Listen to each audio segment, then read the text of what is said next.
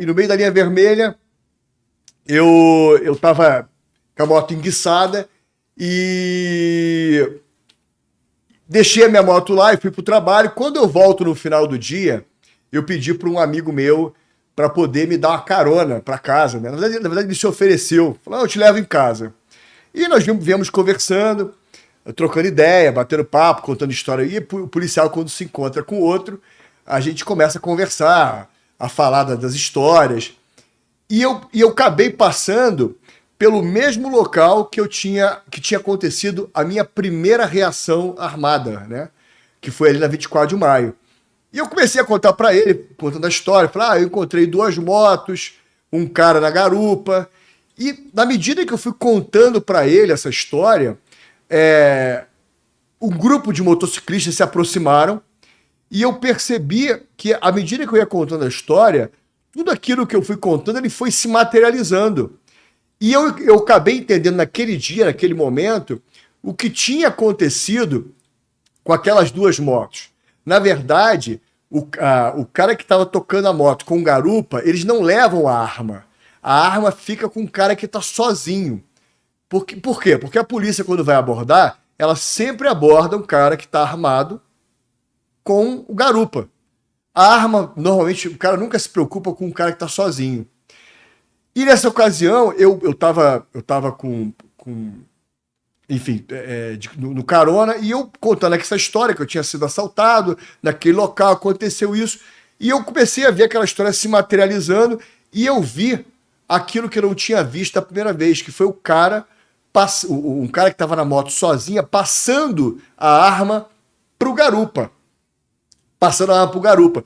O garupa, então, pega aquela arma, ele avança 2 carros na nossa frente, no sinal, o trânsito ali, o carro parado, ele avança 2 carros na nossa frente, pula da moto, exatamente como ele fez comigo, só que ao invés de tentar assaltar um cara de moto, ele tenta assaltar um carro.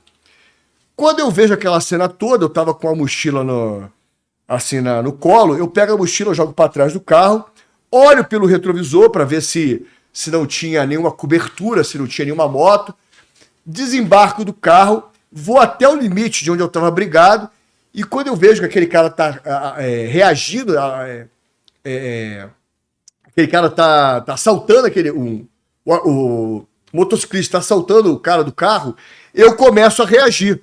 Nesse momento que eu começo a reagir, o cara começa a atirar, né, a esmo, porque como ele estava de capacete, ele não conseguia me ver com clareza, ele não sabia exatamente aonde é que eu estava. E aí o que ele faz? Ele começa a atirar, ele atira e corre. Neste momento que ele começa a correr, do carro, o cara que está sendo rendido desce do carro e, para minha surpresa, cara, era um policial militar da Lei Seca, que trabalhava na Lei Seca. Caralho. E ele tava com aquele uniforme que o pessoal chama de sereia, né? Uhum. A parte de baixo é o uniforme da Polícia Militar. E de camisa paisana. Camisa paisana, só que colete da Lei Seca.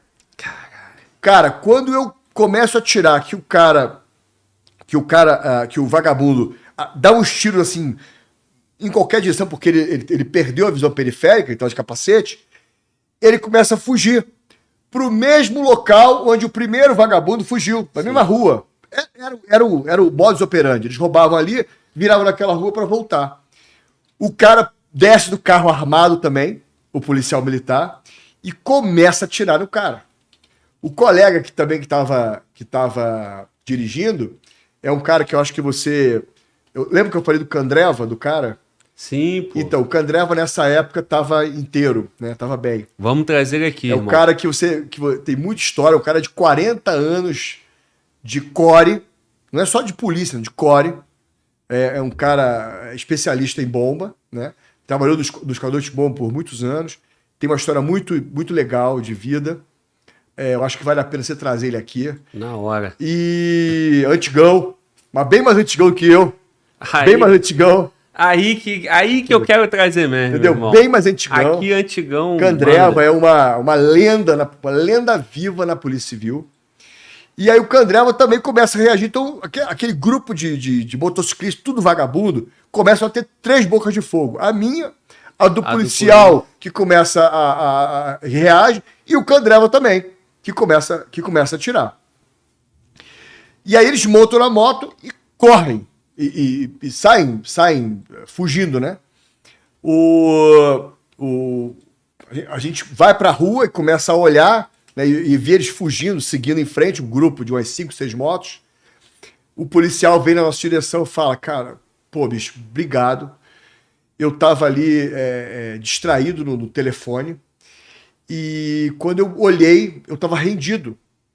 E o meu medo era que se o cara mandasse eu sair do carro, ele ia me ver com o uniforme da Polícia Militar, porque ele tava usando, inclusive, aquele couro de perna, né? Sim. Ele falou, cara, o cara ia me matar. E quando você ele falou pra mim, quando você reagiu, cara, foi aquele tempo que eu precisei, aquela janela de oportunidade que eu precisava para poder também reagir. E ele falou, pô, cara, vocês foram um anjo na minha vida naquele momento ali. E aí eu fiquei, pô, mais uma vez feliz da vida, porque eu falei, pô, cara, eu não tinha a menor ideia que se tratava de um policial, que ele estava rendido, estava numa condição de realmente subjugado, né? Ele estava com a arma ali, mas não tinha como reagir.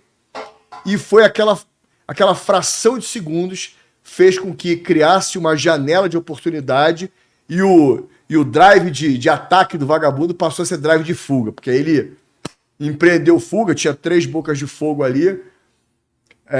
E aí assim, foi mais uma... No mesmo local, exatamente no mesmo local onde aconteceu a primeira ocorrência. Que é uma área sensível. É uma área sensível e comer... Os caras...